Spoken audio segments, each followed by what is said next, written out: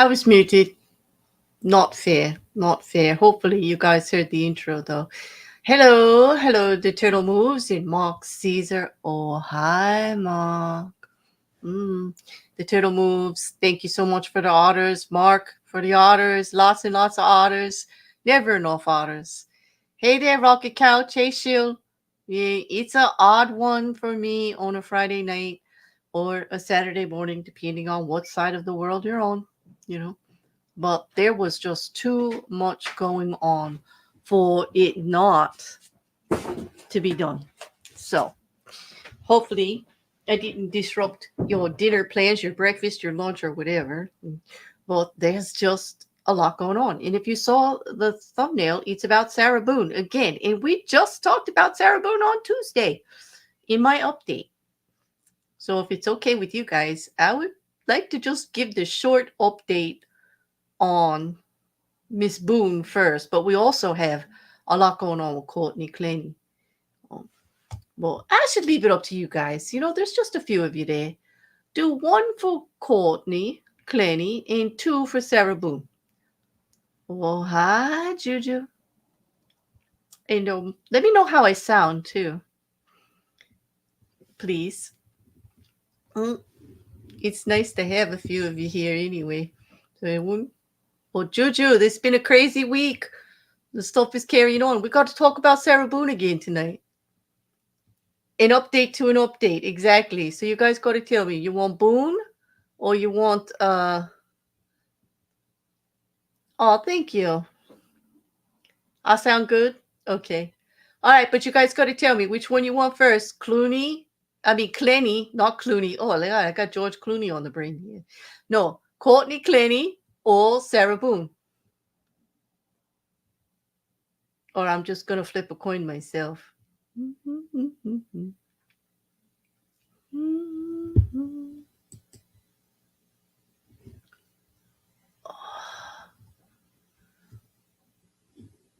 Boone is going to tire you out. Yes. Yeah, I believe it. Boone is going to tire me out. This gal, I'm telling you, and you keep sticking up for her. Aw, thank you. Thank you. Juju says I sound aces. That's so kind of you, especially after coming off this illness. I can't, but it makes me feel so good. Thank you. She'll says I sound good. Mark. I always sound spectacular. Oh, you're a little biased, but thank you. I appreciate it. All right. Flip that coin. All right. I'm flipping the coin. All right. We're going to start with Boone because I just have to. Sorry, Juju. I'm just going to have to do it. Gonna have to. I'm just going to drop this then. Okay. All right. I'll remove this one and present this one.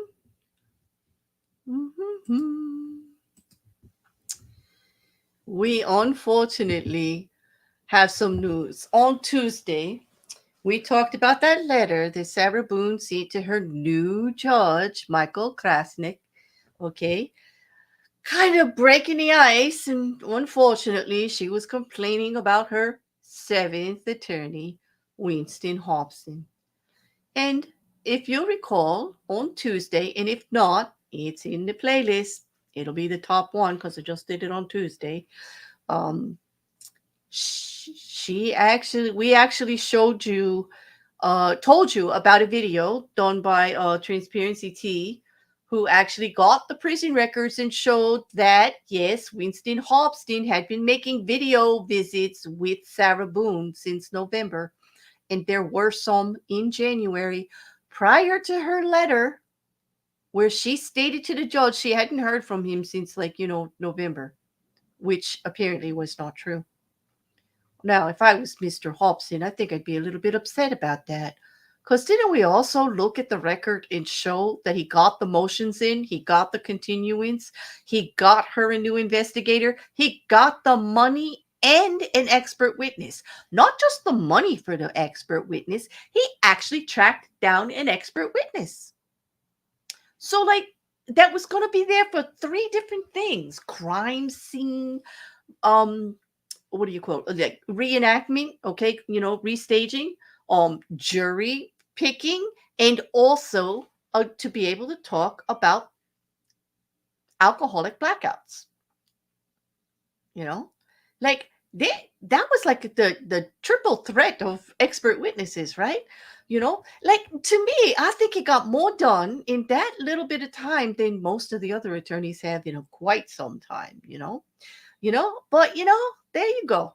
Hobson, he got a lot done. And then she just sent that letter and complained about him anyway, because apparently it wasn't good enough for Sarah Boone. But it's worse than that, because there's some language in this that I want to read to you. So if you just bear with me here, this is Winston's, surprise, surprise, Winston Hobson, motion to withdraw, motion for reassignment of court-appointed case. Mr. Hobson wants out. Okay? So I'm not going to read all of it. I'm just going to give you the reasons, okay? He's just saying he's coming before the court that he was duly appointed and filed his notice of appearance and demand for discovery, and the accused is charged with the above styled cause with second-degree murder in violation of Florida statute in its listed. And that Winston Hobson, the counsel, has met with the accused at the jail and in video visits, and has continued the work begun by prior attorneys in this matter, and has also consulted with experts to appropriately position the case in the best interest of the accused, given the facts and the allegations in the accusations. However, irreconcilable differences, including but not limited to ethical considerations, have arisen in this case between the defendant and counsel, and it is in the best interest of the defendant that counsel be allowed to withdraw and the case reassigned to other counsel in his stead. Counsel moves his honorable court to grant this motion and enter an order accordingly, especially as to appointing counsel given the needs of the case, the age of the case, and the stage of the case. Signed by Winston Hobson, and this was filed yesterday. Yep, yesterday. Are we shocked? Not exactly. I don't know if I would want to work with somebody that was constantly insulting me, or how I did my job, or thought that they were a better attorney, even without a law degree. But what is that? Ethical considerations. Oh, Sarah, what are you trying to pull on the court? You see, that letter to the attorney, did I not say on Tuesday that I thought she was up to something? I truly believe that this is her way of trying to get another continuance. That she was upset that they said no more continuances. I think she thinks she's going to be able to control this. This is something else. I don't know what these ethical considerations are, but that's the first time I saw that in one of her attorneys trying to go. Hey, Record, thanks for the orders. More otters. Hey, Mrs. Cassandra, Mousy, it's good to see you. Hey, Jin. Jin. It's good to see you. Well, oh my God, what do you guys think? Like, this is crazy, right? I can't believe. I can believe it. Why not? So here we go. Our trial is in May, and she doesn't have a lawyer. Now what? What is going on here? If they assign another lawyer, that's going to be another continuance. That will be the 17th continuance and the 8th attorney assigned to this case. She's going to be, Mrs. Cassandra, you might be right. She could end up defending herself, but they can't force her to defend herself. You know what I mean? It's just crazy. Yeah, she's going to be, they can't make her, but even if she defended herself, she would not be the best person to defend her. She doesn't know the law. She doesn't. She's trying to go through more lawyers, possibly, Jean. Possibly, really, but at least her lawyers of ours, her lawyers have been of some good caliber, and she's just not with it. Juju says, I bet it is infuriating to talk with her. She lives in a different dimension than the rest of us. I'm starting to think you're correct there, Juju. I don't know if she's on the same planet as us anymore. I mean, I wouldn't want to be in jail all this time, too. And I guess it could alter the way you think. And I understand she might be a bit desperate and all, but she's really interfering with her own case at this point. She is making it worse for herself, although she believes she's not. I mean, I get that. She actually believes she's doing something great, you know? Exactly. Even Trump hasn't tried ethical considerations to get rid of an attorney yet. You're right, Turtle. Can the court give her an ultimatum that she accepts an appointed counsel or go with none? This time wasting is ridiculous. Nope, she cannot go with none. I mean, she can offer to represent herself, but the court would still have to approve it. She would have to be cleared, and then there would be somebody sitting with her that she would actually be able to ask questions of, but she would be actually in control of the whole thing. And that might be what happens. The last Judge Wooten, did say, I'm going to assign you another attorney, but you need to start behaving, Sarah.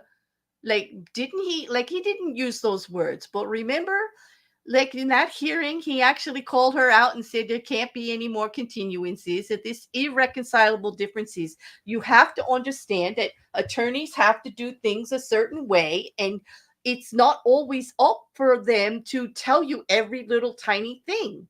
Like, you may not be getting all of the calls that you want, but your lawyers are working for you. They are doing things, and I'm sorry you don't understand it, but it was a communications thing. But she's really, I mean, that last letter, that really sealed it for me, that she's being quite manipulative. Actually, I think she's got some end game here. I really do. I mean, if she does represent her, it would be one of the best trials. I hope it's live, because that would be the best trial to cover. I mean, it would be a hoop. It would be a rodeo every day. It would be like, buckle up, buttercups. Like, yup. Didn't the last judge say no more letters and basically shut your mouth? No responses necessary, I believe, were his words. Exactly. And she said, do I get to speak? And they said no. And she was like, okay, she got pissed. And he said there would be no more continuances. This was the last one. And I think this letter was a way for her to get one. I think she's nervous about the trial in May. I think she knows what's going to happen, and she's not ready for it to go under. And I think she thinks that for some reason, if they can't get her an attorney that'll work with her, that she's going to get off scot-free. And I don't see it that way. I don't. I think that there's got to be a legal way to pull her back in, you know? Yep. It is such a mess. I mean, I'm kind of snicker laughing about it. I want her to get her trial. She deserves justice in a fair trial. I get that. But the family deserves closure, and the victim deserves justice too. And you can't just keep doing this on the state's dime.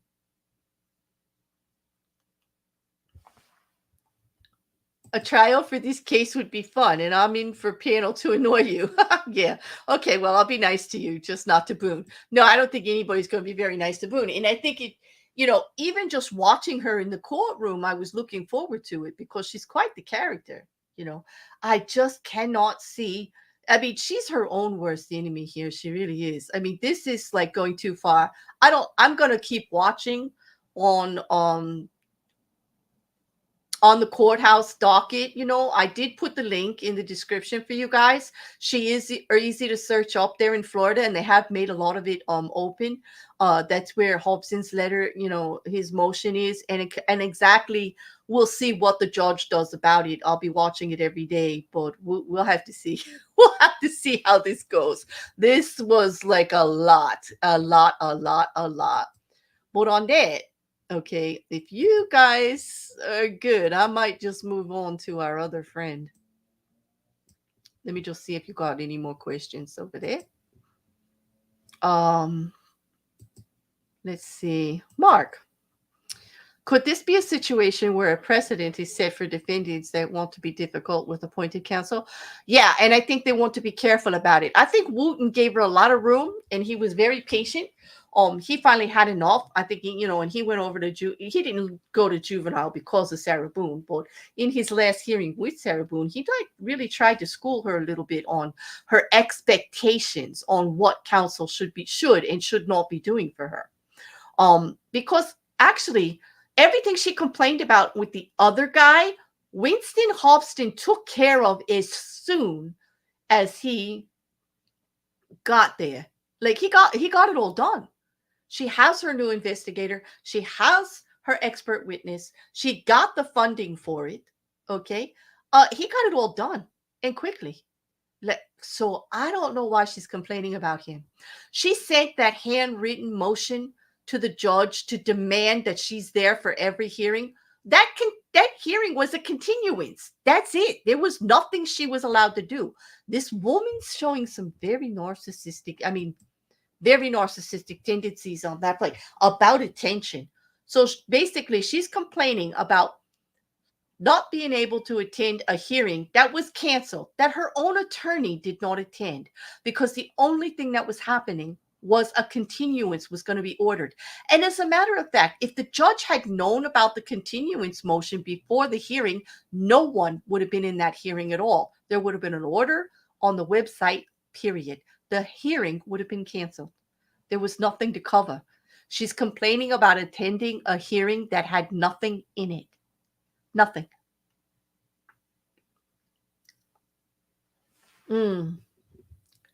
Maybe she made an enemy in jail and that person is now in prison. I don't know. All I know is that she's still in prison and she's going to stay there until trial. She can't get out, I know, Mrs. Cassandra, they had quite the tumultuous relationship. In the room in the Discord, I did find some actual body cam footage of her first arrest. I had given you guys the documents for it prior to the arrest she had prior to this suitcase incident. There was a domestic violence call between her and George where they both were hauled in and the reports were written. They were both brought in because there was marks on his neck and she had a mark from him kicking her in the face. But actually the allegations went forward through both officers that interviewed them both separately. They decided afterwards, after going over the whole thing, that Sarah was the aggressor and that George had kicked her in the face going as he was trying to go up the stairs because she was trying to pull him down and throw him off the stairs. And she was choking him and scratching him at the neck. And so he kicked her and didn't mean to kick her in the face, but he kicked at her to get her off of him. And that's how she got the kick to the face that she was talking about. Well, both officers decided that she was the aggressor. And when she got in the back of that police car, she was just whining about her car was across the street and she just got her job a week ago. And now she was going to be in trouble. And she didn't want to press charges against George. And George didn't want to press charges against her. But in that county, when it's domestic violence and they both have injuries on them, well, they actually pulled them both in for statements and charges. Hey, Beck. Yeah, I can't imagine. Like, that relationship was really a hot mess. But anyway, let's move on. Like, that's 20 minutes on Boone. That's all she gets. I'm only giving her 20. Yeah. And that's 5 too many. Really, seriously. Okay, so for the next one, let's talk about Miss Clenney. Oh, we got so much to talk about Clenney. Okay, first, look at Courtney Clenney's hair. The last time we talked about Courtney Clenney, didn't we talk about her making complaints about not having enough cosmetic opportunity in the jail, like with hair and makeup and stuff? She does look better. She did have her hair done. Okay, so she got that. Okay, they did say that they would look into that and they would try to get the female prisoners, better access to the beauticians, and to those kinds of services. And it looks like it worked because she does look better. She looks totally different than how she had been. But anyway, there are new charges against Courtney Clenney, but not just her. Courtney Clenney's parents were arrested in their home state of Texas the other day, and they were being held for an out-of-state agency, which happened to be Florida. The state prosecutors for Miami-Dade are actually pressing charges against Kim and Deborah Clenney, as well as Courtney herself, for the unlawful access of a laptop that belonged to Christian album selling. Okay. And they also, in that allegation, which we're going to go over, they mentioned Frank Prito and Sabrina Puglisi, which are Courtney's attorneys. Crazy, right? Like, that's nuts. Okay, but yeah, they are. Let's go over the charging document first. Okay, there was some wording in here. And I do have it in the description, but for those of you that want to know what I'm reading from, there it is. It's an open link. They're both the same, the one for the mother and the father. But basically, they are charging Courtney Taylor Clenney, Kim Dwayne Clenney, and Deborah Lynn Clenney, all with tampering. Okay? Who together as principal of one another, along with other uncharged individuals, did commit one count of unauthorized access or excessive access to a computer system, or electronic device of Christian album selling. Basically, the story goes, okay, and you'll read it back in there, that here's what's being reported through the news, and through the charging document itself. Best I could put it though, is that after police had turned the apartment back over to Courtney Clenney, in other words, that was the murder scene, they needed to investigate, they pulled everything out of it that they wanted, and she was allowed access back. She was moving out of there. Her father and her mother were helping her. Okay. Apparently, after the police had turned over the apartment back to Courtney, they found a laptop. Courtney and her parents, Kim, they keep mentioning Kim, which is her father, found a laptop, and it supposedly belonged to Christian Album Solid. Okay. Courtney Clenney had the password for that laptop. She gave it to her father. When they first went in there, they said that they found a whole bunch of stuff for his crypto business and stuff like that, and they needed a PIN. And apparently, here's where the problem comes, is that they have private text messages of Deborah and Kim and Courtney and the attorneys discussing, pins that it could be, and going in there and what is in there. Okay. But they did turn it over to the attorneys. Okay. And it did get to the state. Okay. So this is just craziness, like what's going on here, both Sabrina and Frank Pietro are being accused of inappropriate usage of this evidence and not turning it over fast enough, or keeping evidence from being turned in. They are not charged in the affidavit, though. Actually, Frank Pietro was lit. He was livid. He was absolutely livid. I'm going to read you his statement. Oh, this is her parents. I'm sorry. That's Kim and Deborah. This is from back in when her bail hearing. This is not the picture from Texas. They look a little more drained and sullen after being arrested in their hometown, and then being told they have to surrender in March to Miami-Dade County for their arraignment. Okay.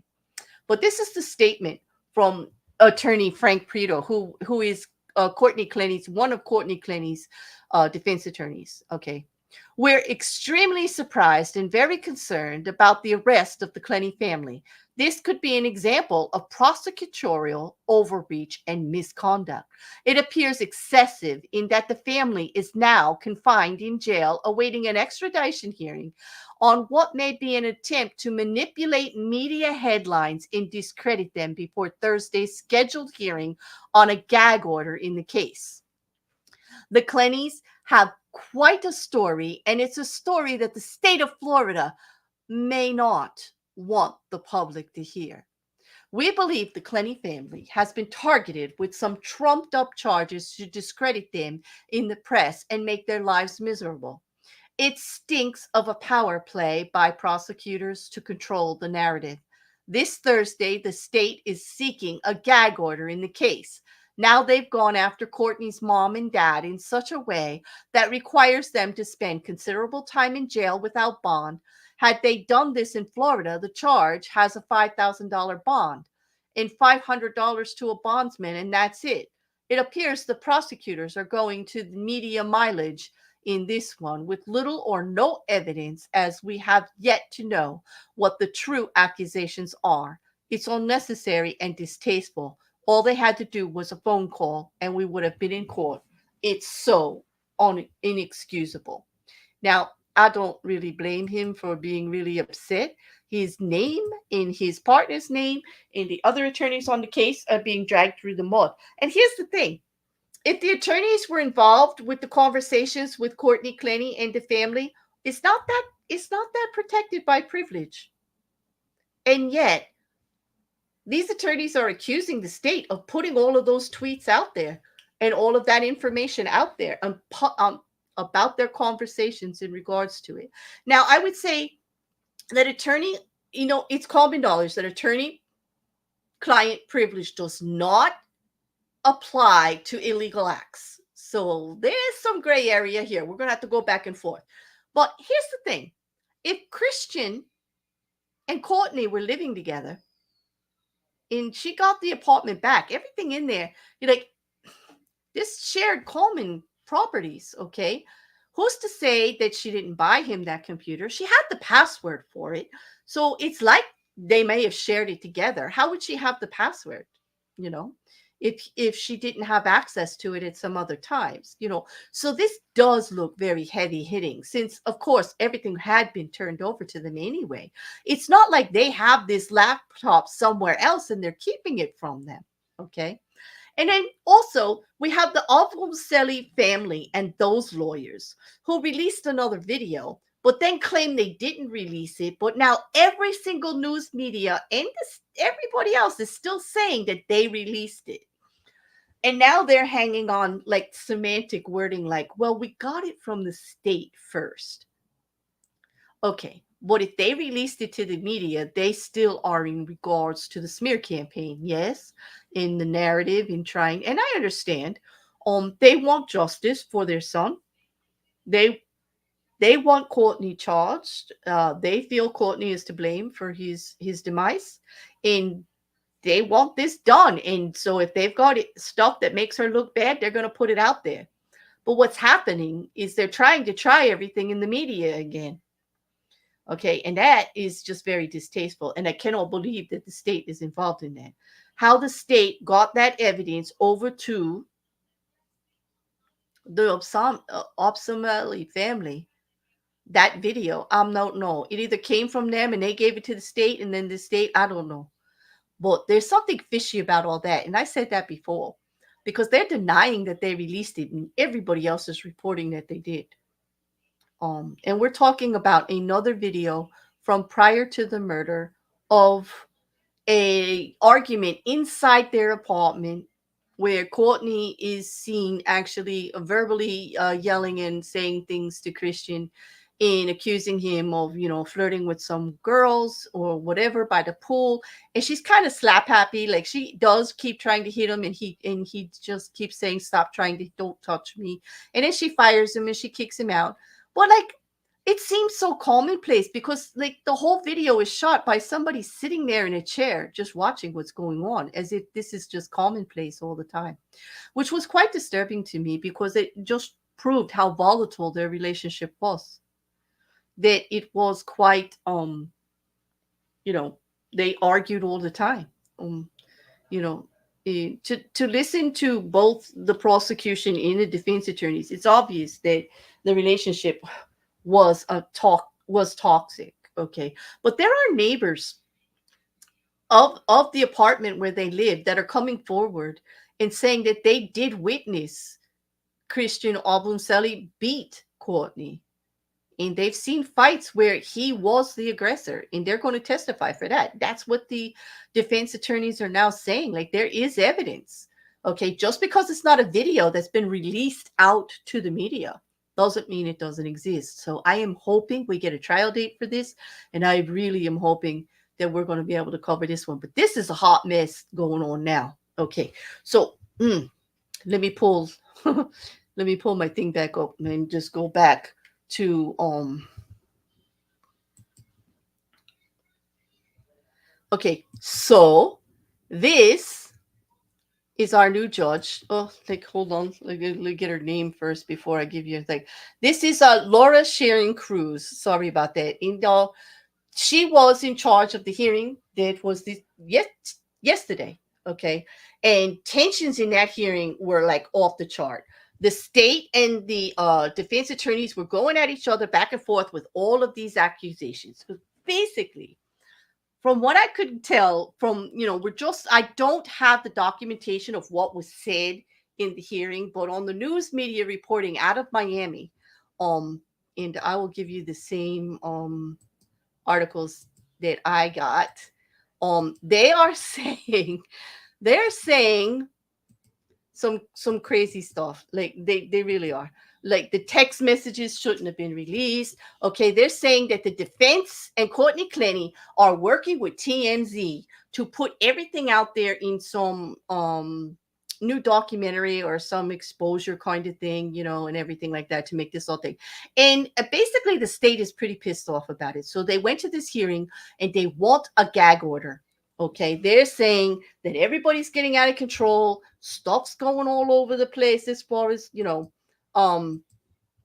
evidence being leaked, accusations being made against both sides, both the state and the defense. Okay, Judge, and that's why I got that picture of her, because, like, let me just tell you, does she not look like she is not amused? She's not enjoying these shenanigans.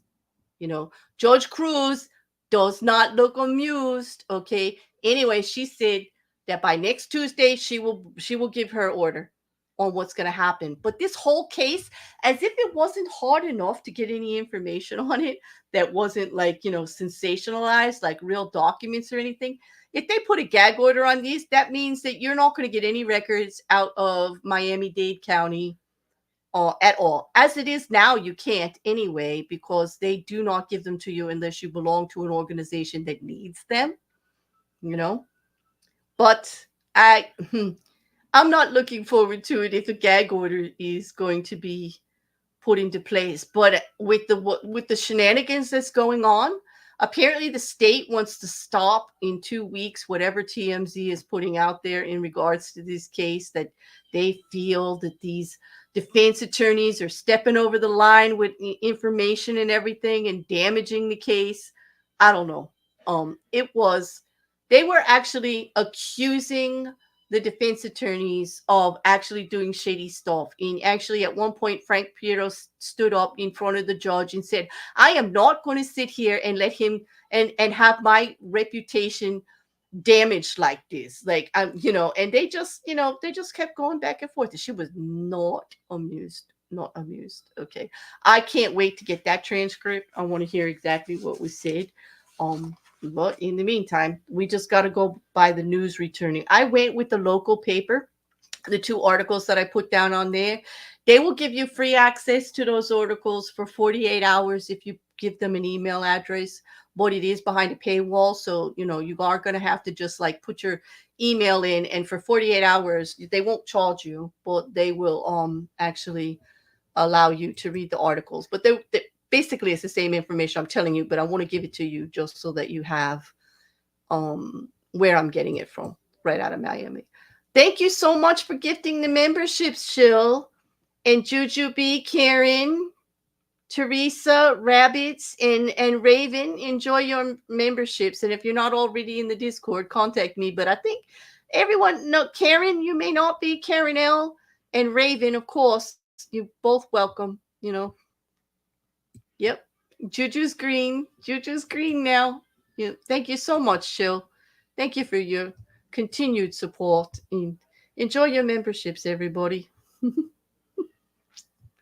All right. So this is getting crazy, right? This is totally.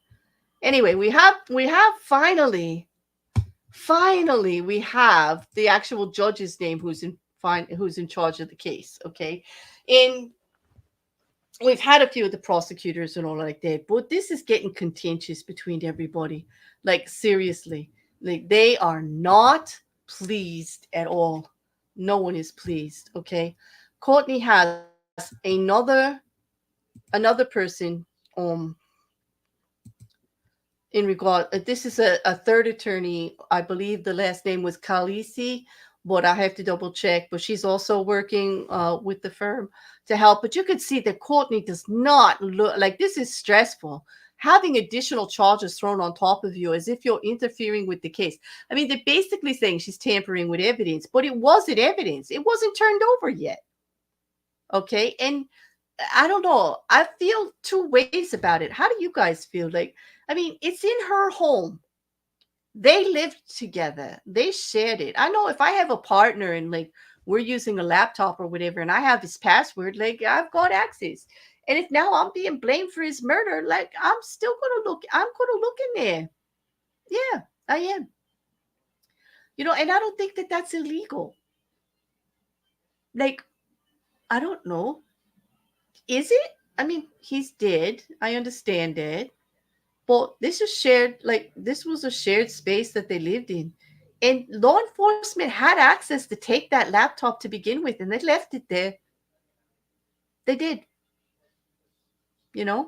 Just like his clothing and everything else. I mean, it's up to her to dispose of things and to move things out.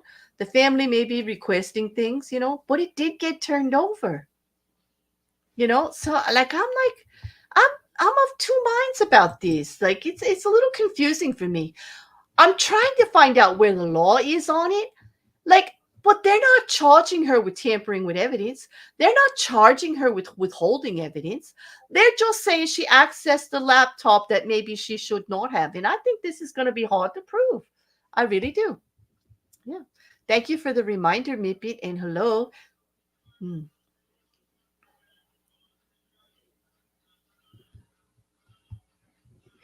I like this. Let me see. Let me see if I can pull this. Let me find it up here. Couch says, Judge Cruz is not amused. They'll excuse. If she refused, then you'll wonder why you lose. I love it. I love it.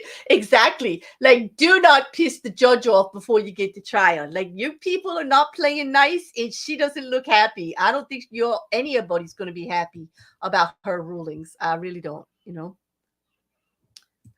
Juju says, I agree. If it is in their home and they both have the password, exactly, it looks a little sketchy to me. I do think the attorney saying this could be an overreach. It's true. But then again, why were they all talking about like PIN numbers and stuff like that, and about looking for stuff in there?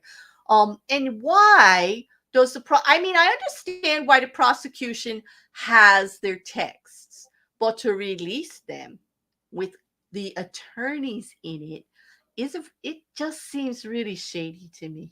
It really, really does. Apparently, they've been keeping an eye on Kim and Deborah because remember the bail hearing? Kim had moved finances around for Courtney and whatnot, and was in charge of like buying things for her and selling things. So they were monitoring the communications anyway, especially since the bail hearing, finding out how involved he was with her finances and everything like that. So I understand why they have a subpoena for their private phones. Apparently, a lot of these text messages came off the mother's phone, Deborah. And I'm just wondering if there's not some kind of violation. I think maybe there's a thin line there since it's the parents in the conversation. But Courtney was involved also with the attorneys, and those attorneys are Courtney's attorneys. So the whole thing just sounds, well, it just sounds like shenanigans in mayhem, in chaos. It's messy. It's messy, if anything. It just, like, I can't wait to see what happens on Tuesday. I really can't. Okay. Hey, Chair. When my mom had her stroke and it was clear she wasn't coming home, my dad went through her stuff. We collectively tried to figure out passwords and had to try to get access. Yeah, and I don't think that's exactly that she or we needed. I know, and I don't think that that is unusual. And we have to remember. Okay, let me just bring this point up. When they got that laptop and accessed it, she hadn't been charged with murder yet. Remember, that happened 4 months later. She was not charged with murder at that time. So it's not like she's tampering with, evidence or anything like that. She's going through the possessions of her live-in boyfriend. And knowing how bad it looks, yes, they probably were looking for things to protect her. Because, like, was not this girl covered in blood? Did he not pass away at the hospital? Like, I mean, I can't blame the parents for wanting to look for things to prevent to protect her, you know. But should the lawyers have done a better job of protecting them? Perhaps, perhaps. But this is I don't know what's going on. Like, I think there is a little bit of truth to the fact that prosecution may be using this to get the gag order, to try to get the defense to go along with agreeing to a gag order. I'm not sure.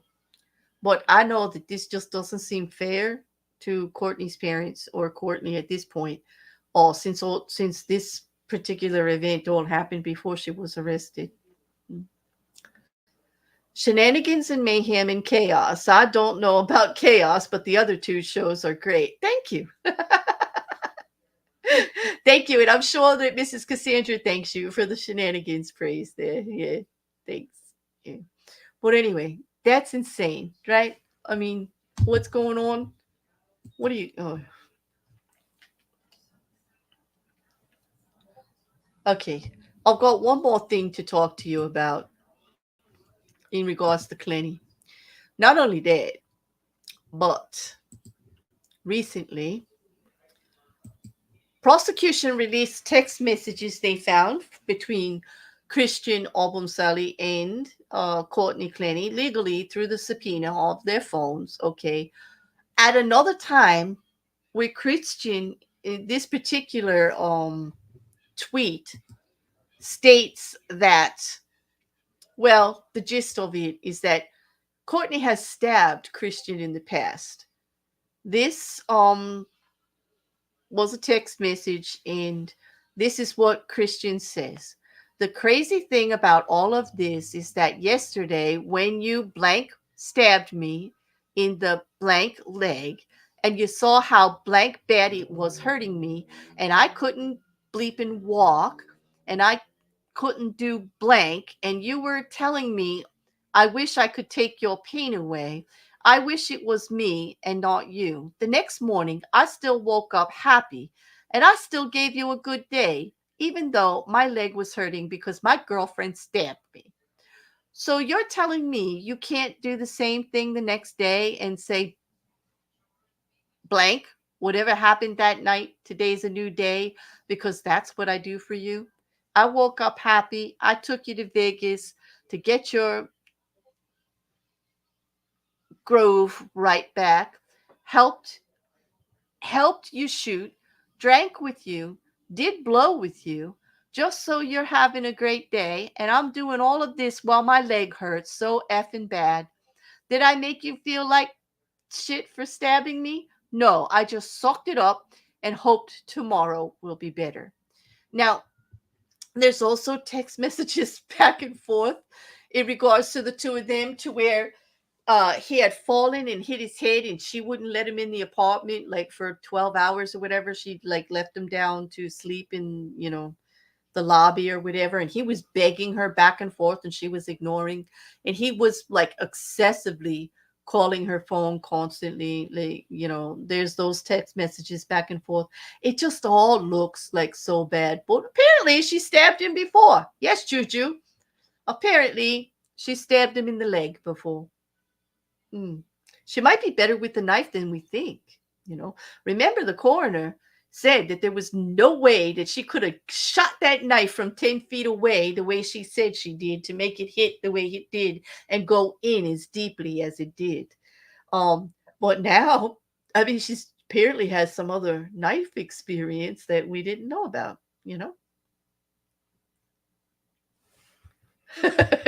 I like these, Jin. Oh, a guano psychotic has a history of being a bit overstabby. I'm shocked. Yeah, right. Like, I know. Yeah, I know. I'm telling you, this is all crazy. This is just it just and all and here's the thing. Don't you think it's a little nervy of the prosecution to want a gag order when they're the ones releasing all these text messages? Like, what's going on here?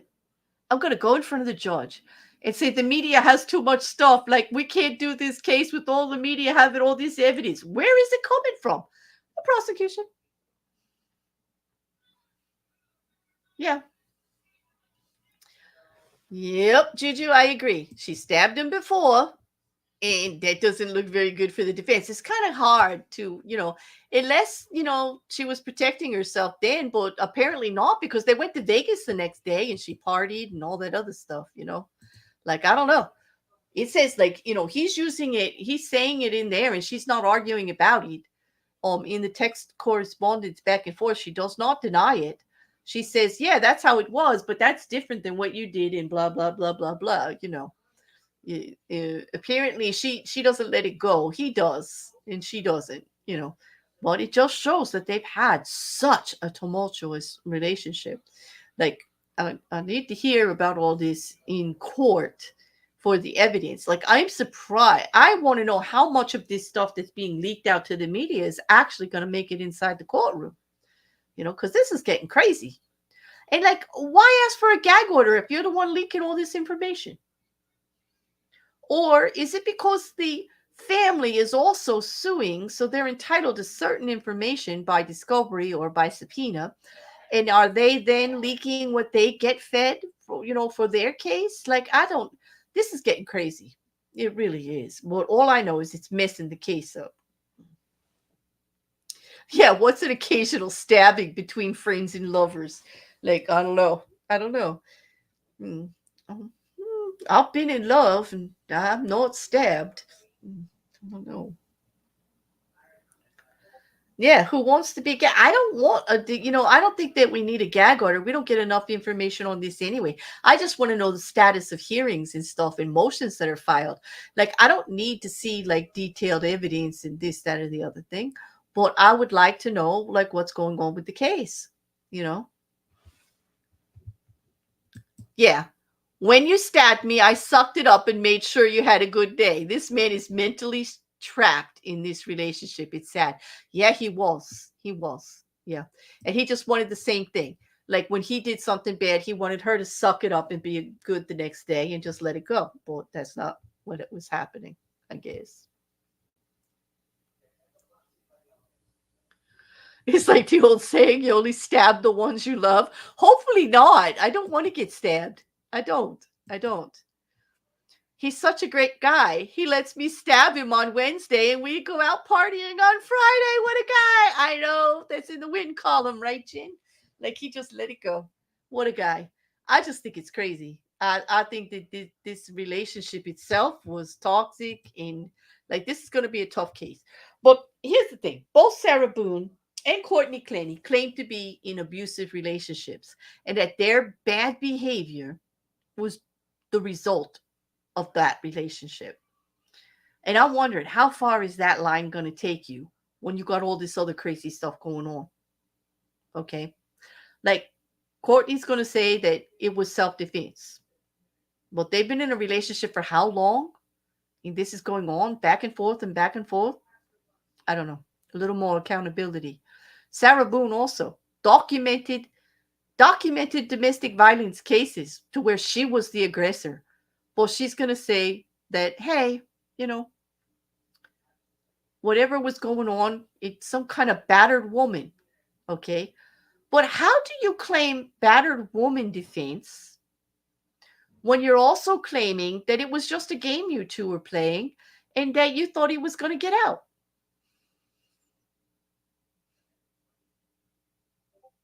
I think this is where our ethical considerations on Sarah Boone come in.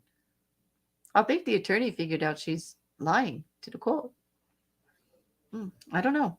But we're never going to know because he's not allowed to tell us, right? I wonder if the judge is going to call him in for a private session and find out what's going on. I just need to know more, and I'm sure you all do too. Misrepresenting cause and effect. I agree. Absolutely.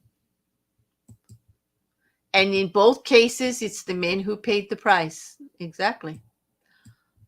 Is it right that they did or not? I don't know. I don't think either one deserved to die. I think it would have been better if they put their money into some therapy or they separated, all of them, you know.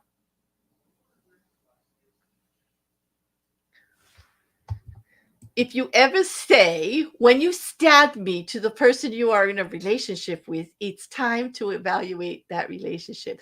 Yeah, because they actually had to type that out several times and used it as a reason why she should be in a better mood no matter what he did, because like she should just do the same thing. Oh, I don't know. This is just blowing my mind because like these are not normal people. Okay, that's all I got to say. At least I hope not, because I don't want to believe that this is normal. This cannot be normal, right? Right, guys? Like, come on, seriously. But anyway, on either one, does anybody have any other questions? Because I'm just about going to wrap up. I will tell you that I'll be back on the weekend. I'm looking forward to Sunday.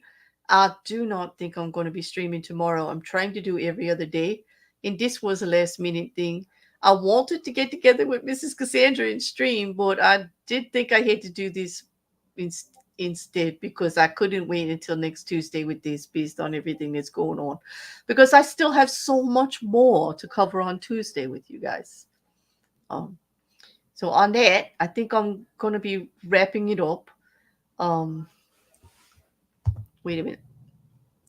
We really don't know how they really were for sure, but yes, you're right. They did not deserve to die. They don't. And like even if there was violence between the two of them, like you're in a relationship where you're behaving in a way that you're not proud of and they are too. Like it's time to separate people. Like that is when I was looking at the body cam footage of the first domestic violence case against Sarah Boone and George when they were arrested, they said this is what we do, especially because you both have marks on you. You're going to end up locked up for a night, and it's to keep the two of you all separate from each other. You've got to think about this stuff. I know, Mrs. Cassandra, you're so flexible and I so appreciated. I really do. You're my boo. Mm, You know, I do. But this stuff, like, I couldn't believe these two women both claiming domestic violence in their relationships and both ending up with partners dead. Um, both being charged with murder. Okay. One through neglect, the other through actual physical violence. Her hand was on the knife. She was covered in blood. That 911 call where he's saying he can't breathe, and it's a little crazy.